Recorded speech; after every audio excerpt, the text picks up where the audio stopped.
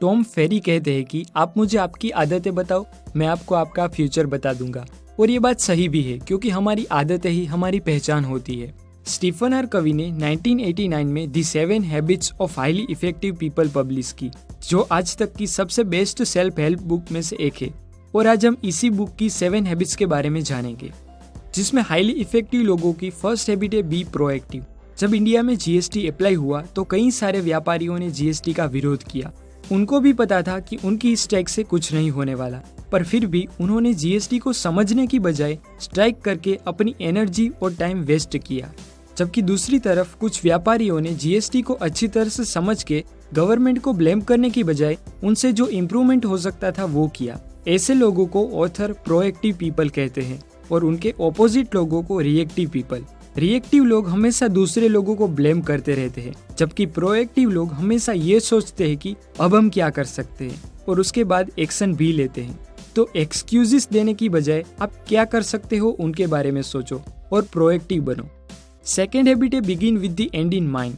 Author के हिसाब से कोई भी चीज 2 बार क्रिएट होती है, पहले हमारे माइंड में और बाद में रियल वर्ल्ड में। जब हमें अपने घर में या ऑफिस में कहीं पेंटिंग लगानी हो तो हम पहले उसे ऐसे ही रख के इमेजिन करते हैं कि इस दीवार पे कैसी लगेगी, और उसके बाद ही हम उसे लगाते हैं जिससे हमें सेटिस्फेक्शन मिले।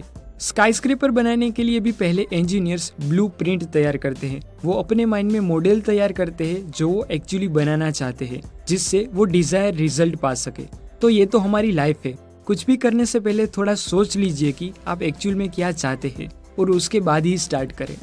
थर्ड हैबिट है पुट फर्स्ट थिंग्स फर्स्ट। पूरे दिन में करने के लिए तो हमारे पास कई सारे काम होते हैं, पर वो करने के बाद भी हमें सेटिस्फेक्शन नहीं मिलता, क्योंकि हमें एक क्वाड्रेंट नहीं पता, जिसमें फर्स्ट है अर्जेंट एंड इम्पोर्टेंट। जैसे कि कल एग्जाम है तो आज पढ़ना, कल कोई डेडलाइन है तो उस काम को आज पूरा करना। ये सभी काम अर्जेंट भी है और इम्पोर्टेंट भी है। उसे अगर ना किया जाए तो हमें प्रॉब्लम भी हो सकती है।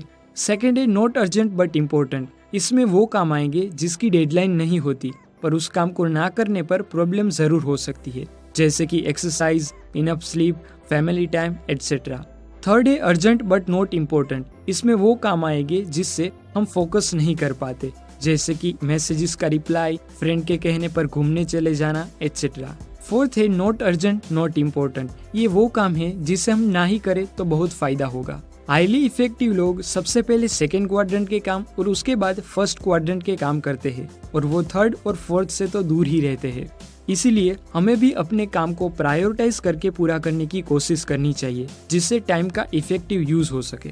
फोर्थ हैबिट है थिंक विन विन। इफेक्टिव लोग कभी भी सिर्फ अपनी जीत के बारे में नहीं सोचते, वो हमेशा विन विन सिचुएशन से ही काम करते हैं। वो अपनी नीड और दूसरे लोगों की नीड को ऐसे जोड़ते हैं कि दोनों को लगता है कि इसमें फायदा मुझे ही हुआ।